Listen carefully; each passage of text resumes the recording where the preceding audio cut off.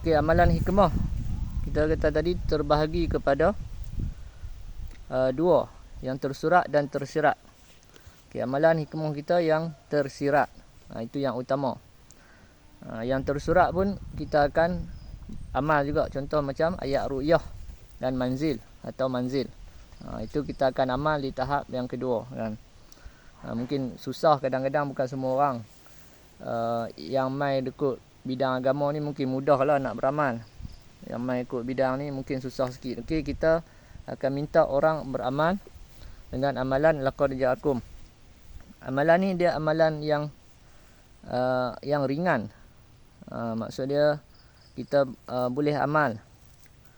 Dan walaupun dalam keadaan kita tidak, orang panggil tidak perfect lah, macam tu. Sebab amalan berat kita tak pergilah. Amalan berat ni dia kena ijazah khusus. Dan dia adalah syarat-syarat dia, ada apa semua. Itu boleh belajar lah dengan sesiapa yang ada amalan-amalan berat. Dan bukan semua orang boleh bawa. Jadi sebab itulah amalan laqad ja'akum ni insya-Allah semua orang boleh bawa. Okey. Cara nak amal dia laqad ja'akum ni, minta maaf nanti saya buat video lain ke macam mana. Saya sebut secara ni je. Dia ijazah umum dia hanyalah kita bertawasul kepada sekalian pengamal-pengamal laqad ja'akum. InsyaAllah kita dah dapat ijazah umum. Contoh dia, kita mulakan dengan syarat amalan tu. Syarat amalan ni dia ada 3. Dia syahadah, selawat, istighfar. Kita mula dengan asyhadu alla ilaha illallah wa asyhadu anna muhammadar rasulullah. Kemudian kita selawat sekali ataupun 3 kali. Allahumma salli ala sayyidina Muhammad wa ala alihi wa sahbihi wa barik wa salim. Kemudian kita istighfar dan bertaubat. Astaghfirullahalazim, aku memohon ampun kepada Allah dan aku bertaubat. Wa atubu ilaih. Yang pendek ke panjang ke tak apa. Kemudian kita tawasul, ya Allah, hadiahkan Al-Fatihah sebagai berkat, sebagai syafaat. Maksud dia sebagai berkat lah. Kita nak berkat tu, keberkatan kepada seluruh pengamal ayat hikmah ini laqad ja'akum. Kemudian yang telah mati maupun yang masih hidup, di mana pun mereka berada. Macam itulah lebih kurang. Pendek pun tak apa. Dan ya Allah, kurniakan kepada aku perlindungan. Ayat 128 tu dia punya apa orang panggil, dia punya khasiat dia yang utama adalah perlindungan dari Allah. Nak dapat perlindungan 128. Laqad ja'akum rasulun min anfusikum azizun 'alaihi ma anittum harisun 'alaikum bil mu'minina raufur rahim. Itu untuk perlindungan. Manakala dia macam orang panggil, bahasa dia apa? Pagang diri lah. Macam tu.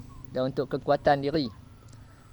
Kekuatan dia adalah manfaat-manfaat dia kan. Kalau orang kena sihir santau ke, nak beri kuat diri, baca ayat tu, dia kita akan rasa lemah. Lepas tu amalan 129, ayat 129 tu dia untuk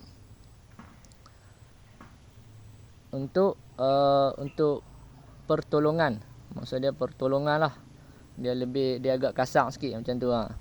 Fa in tawallau faqul hasbiyallah la ilaha illahu alaihi tawakkaltu wa huwa rabbul arsyil azim. Nanti detail dia kita akan buat video lain lah. Okey, tadi macam tu. Ya Allah, kurniakan kepadaku perlindungan dan pertolonganmu dan tunaikan hajatku dunia akhirat. Al-Fatihah. Macam tu. Kali lagi syahadah, selawat, istighfar. Kemudian kita baca, ya Allah, aku hadiahkan Al-Fatihah kepada seluruh pengamal laqad ja'akum, pengamal ayat hikmah ini ataupun ayat sir ini.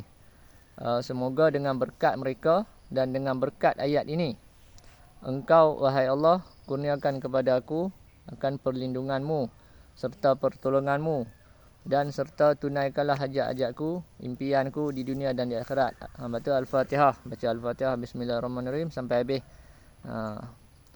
Minta maaf lah saya tak buat video ni sebab lagi panjang sangat pun tak boleh upload. Baca Al-Fatihah sampai habis.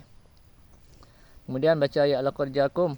7 kali minimum satu hari. Seeloknya sekali ni lah, maksud dia baca sekali terus. Laqad ja'akum 7 kali. Seeloknya lah. Kalau rasa malas, tak mampu, bacalah sekali pagi, sekali tengah hari, sekali petang, sekali maghrib, sekali isyak, sekali malam boleh sebelum tidur, macam tu. Baca sekali buat tu bangun tidur tu, terus baca. Bismillahirrahmanirrahim, laqad ja'akum. Apa semua tu. Selawat istighfar tu apa, lagi ingat kita baca lain. Ataupun baca terus. Asyhadu alla ilaha illallah, bangun tidur baca terus. Asyhadu alla ilaha illallah.